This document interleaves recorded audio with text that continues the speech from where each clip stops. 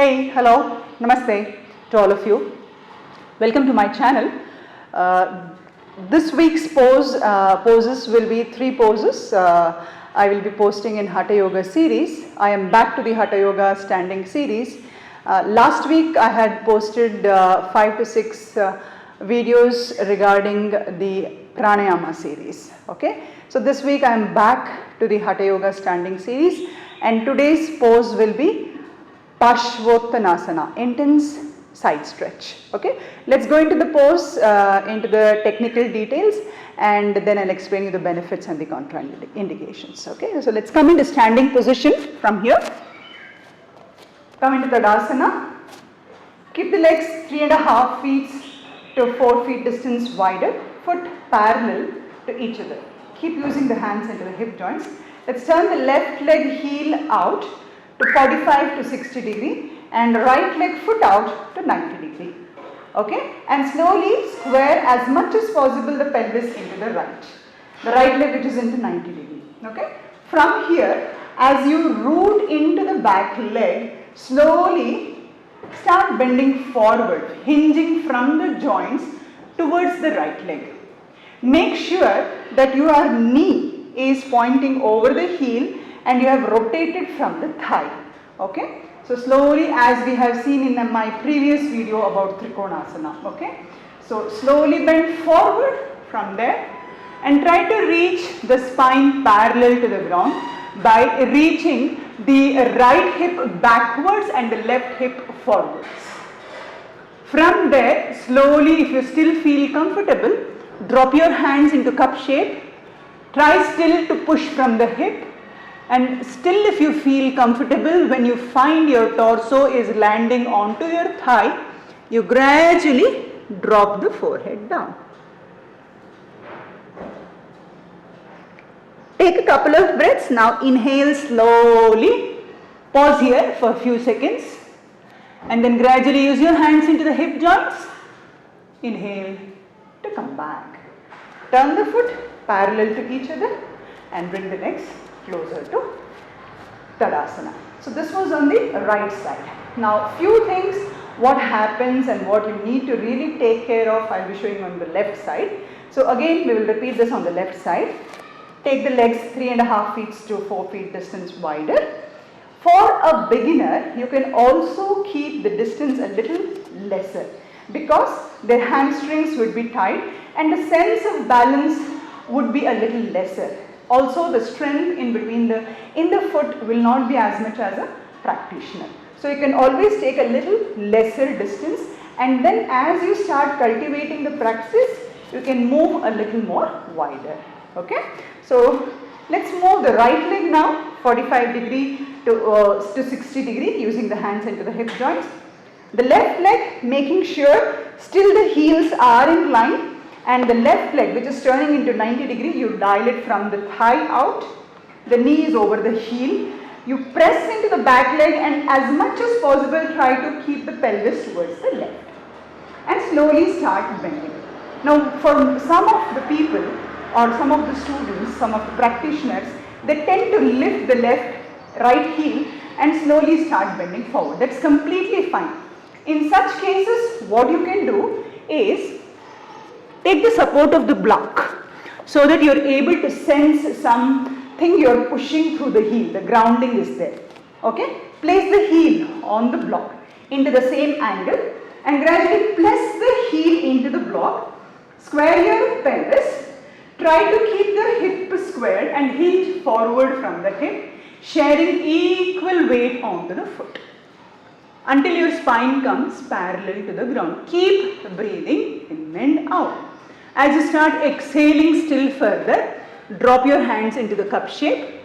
If you are comfortable, look into the weight sharing of your foot. Gently soften the elbows, and if you still feel comfortable, try to drop the forehead onto the shin bone. Try to pull up the thigh muscles, use the strength of the thigh muscles, then gradually lift the head. Use your hands back into the hip joints. You can soften the knee, inhale, come up, and then slowly make the foot parallel to each other and bring the legs closer to each other. So this was intense side stretch, okay. Now as you can see in the pose, there is a lot of stretch in the hips, in the hamstrings, in the lower back. Also it is a good pose to correct your posture. It is a good therapeutic pose for anxiety disorders. Of course, people suffering from low BP or high BP and a little bit of lower back pain should always do the pose very progressively in front of a good teacher, a good professional teacher who is experienced, okay, and also work in the preparatory poses, that is Trikonasana, Parshvakonasana, adho, mukha, shvanasana. All these poses are the preparatory poses for this. Okay, if you prepare well in those poses, then you will be developing a good strength in your legs and you will be able to reach further into this pose. Okay, now let me show you two variations what you can use here. Okay, supposing if depending on the body anatomy you are not able to reach the floor with the hands, so you can use the blocks. You can use the blocks and as well as you can use a chair. Anything that is handily available for you. Okay, so I can show you the both variations here. So as usual, we keep the legs wider, 3.5 feet to 4 feet. Move the right leg heel out, press into the right leg outer edge, open the left leg into 90 degree, rotate it from the thigh. If you feel you're tight in your hamstrings, soften the knee. Try to keep pressing into the back leg, send your hips back and try to bring your spine parallel to the ground and just hold the chair so that you are able to maintain the straight line of your torso as you can observe. You can always stay here as a preparatory pose and take at least 15 seconds to stay. After a few days you will find your spine is stretching further, you can still stretch further. Now if you don't have chair, you can use a block. You can use a block somewhere here to this height or to this height, wherever you feel comfortable. Work with the block and over a period of time when you find yourself getting comfortable, you can drop the forehead and take a couple of breaths here. Lift the head, again slowly use the chair, use your hands, inhale, come back, turn the foot and bring the legs together and take a few seconds to relax. Okay, now as a beginner, I would always suggest you to go into the pose and come out of the pose. Use the properties because they always give you right alignment for the body and always have the acceptance of the limitations what you have in the body, and that is why we use the props, so that we overcome the limitations and we use the props to have a proper alignment of the posture. Okay, so this was all about Parshvottanasana.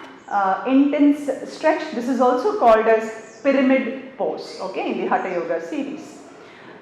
Please practice the earlier series of Hatha Yoga and then only come into this pose. Otherwise, practice the pose in front of an experienced yoga teacher.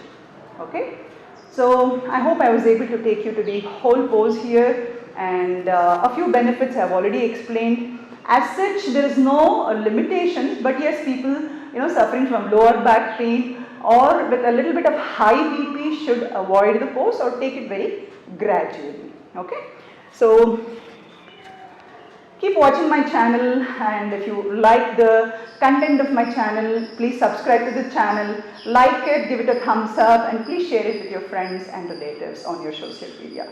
Thank you and keep practicing.